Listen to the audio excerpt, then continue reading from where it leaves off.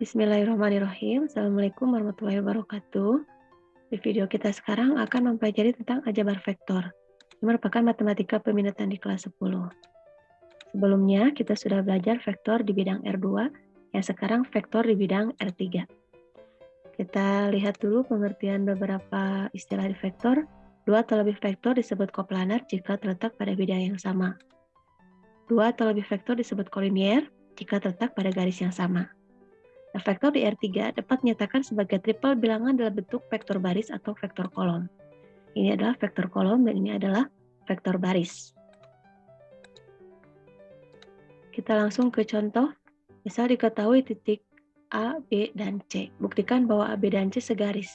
Kemudian tentukan nilai AB berbanding BC. Nah, dari titik ini kita misalkan atau kita nyatakan sebagai vektor.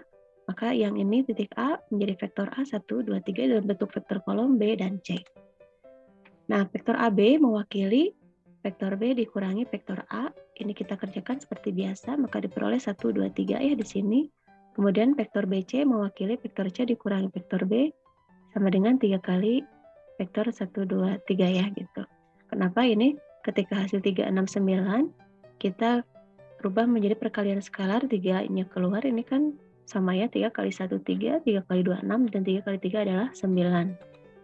Dengan demikian, BC sama dengan 3 kali AB, hal ini berarti AB dan C segaris atau kolinier. Nah, maka AB berbanding BC itu adalah 1 berbanding 3. Ya.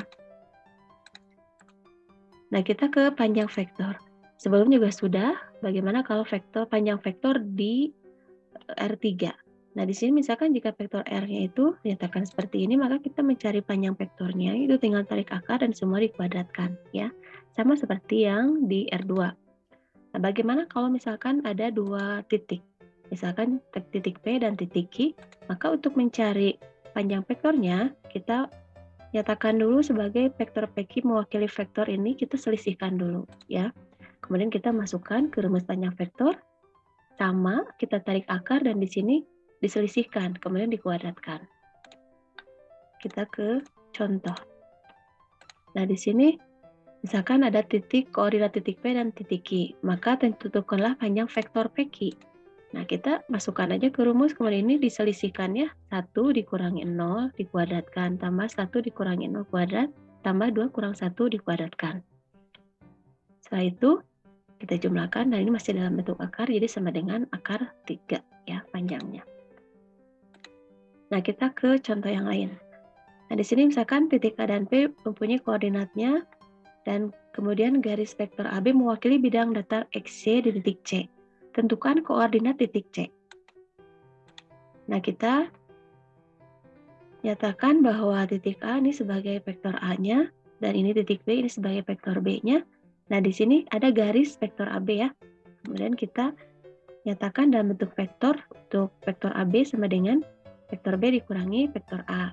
Nah, ini adalah hasilnya 3, 6, dan negatif 3. Nah, karena di sini ada istilah tentukan koordinat titik C, ya, maksudnya yang ditanyakannya, maka di sini kita menggunakan konsep persamaan vektor dari sebuah garis lurus. Nah, ini misalkan ya, nah titik-titik pada sebuah garis lurus yang melalui titik A dengan arah vektor P mempunyai vektor posisi vektor P sama dengan vektor A ditambah T vektor P, gitu ya. Dengan T merupakan skalar yang disebut persamaan vektor dari sebuah garis lurus, gitu. Kita lanjutkan yang tadi. Nah, di sini diketahui arah vektor AB dengan vektor posisinya.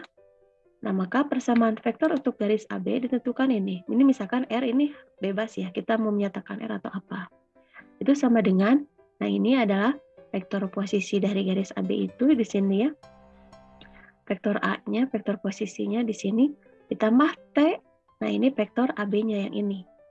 Maka sama dengan vektor vektor R sama dengan, nah ini negatif 5 ditambah 1T, 3 tambah 2T, dan 4 dikurangi T. Nah, tadi ada keterangan bidang datar XY, berarti Z sama dengan 0. Nah, hal ini mengakibatkan ini Z ya, posisinya Z. Karena Z sama dengan 0, maka diperoleh T-nya adalah 4. Nah, kalau T-nya 4, kita substitusikan semuanya ke vektor posisi C, sama dengan negatif 5 tambah T, T-nya 4, kita ganti jadi negatif 1. 3 ditambah 2 kali 4, 11. 4 dikurangi 4 adalah 0. Nah, ini misalkan ini adalah kan kita mencari koordinat titik C ya, maka di sini sebenarnya bisa diganti dengan C atau misalkan diganti dengan R, kita tegaskan saja gitu ya. Maka ini adalah koordinat dari titik C, negatif 1, 11, dan 0. Demikian untuk di video kita kali ini. Terima kasih, semoga bermanfaat. Wassalamualaikum warahmatullahi wabarakatuh.